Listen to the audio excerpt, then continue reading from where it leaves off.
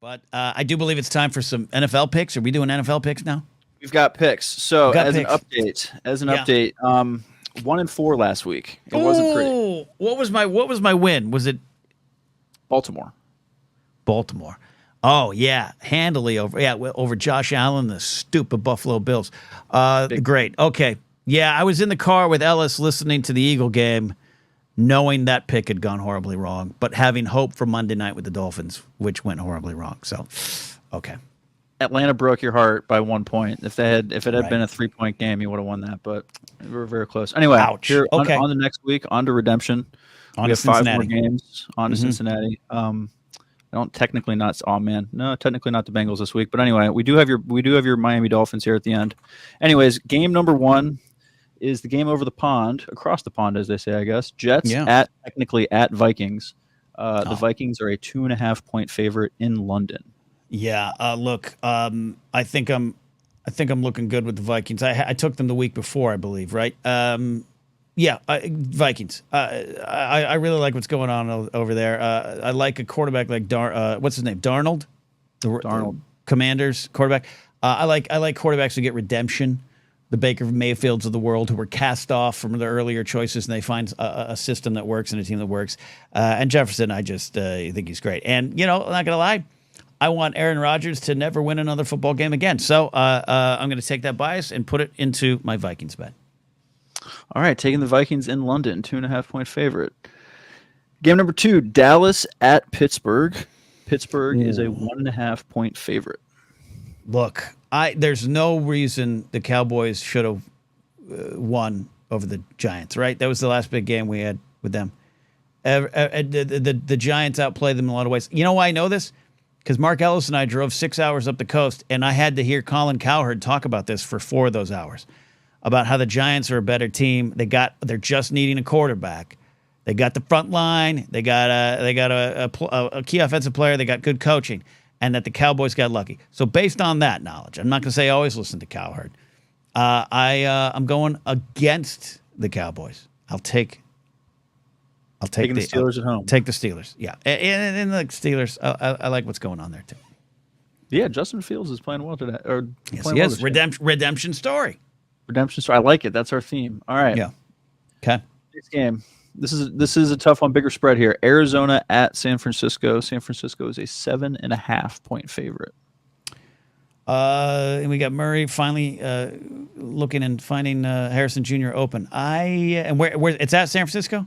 At San Francisco. Yeah, Cardinals on the road. Not going to take them. I'll take the Niners, and they're going to win by 7, absolutely, at least, if not more. All right.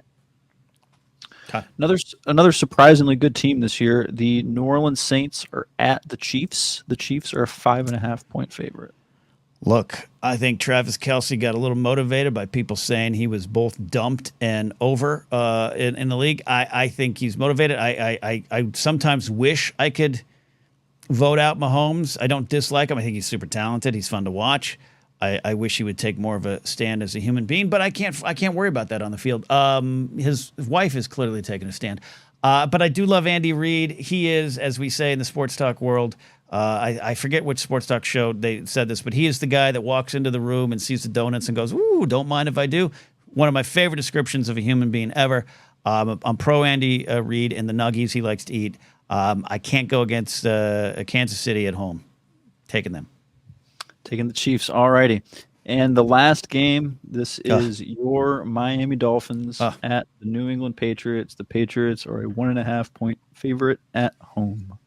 They are. They're 1.5 point. I know it's home. Okay. Ken, last week was rough. Last week was the worst. Look, I've been watching the Miami Dolphins since 1984. We've had some bad teams. We've had some really good teams. We've had a 1-15 team that looked better than the team on the field last week. They showed up dead. They looked, it was just embarrassing. It was embarrassing. It was one of the most embarrassing moments as a sports fan. It reminded me of why I kind of pulled out of watching sports over the last 5-6 years, where it's like, I can't care this much anymore. It looked bad. But here's the thing. They're professionals. They got embarrassed. I still believe in McDaniel. The play calling was annoying. I don't like to be a person in the stands questioning NFL coaching, something I don't understand. But the play calling, I just want answers for. and I hope it changes. He's promised some changes. I don't know if Mostert's coming back. We lost Jalen Phillips, but you know what? I kind of think that was going to happen anyways. I'm sad to say it. He's one of my favorite players out there. We're going to be motivated, and we hate the Patriots, and we always play the Patriots good. I'm not just saying this because I'm a homer, Steve. I'm taking the Dolphins.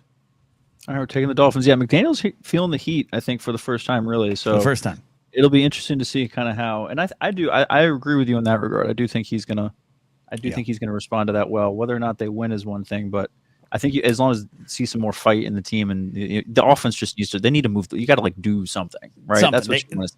You can't keep throwing 1 yards into the flat and hoping that the speed takes over. The play calling in Miami has God. I'm really starting to sound like a sports talk radio guy.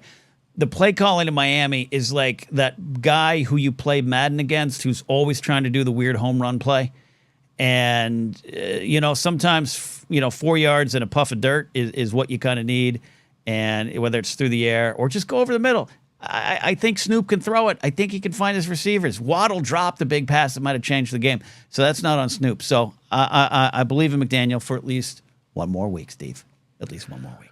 All right, one more week. All right, Ken, to recap our picks really quick for week 5, Vikings, taking the Vikings in London against the Jets, Pittsburgh over Dallas, San Francisco over Arizona, the Chiefs over the Saints, and you're taking the Dolphins over the Patriots.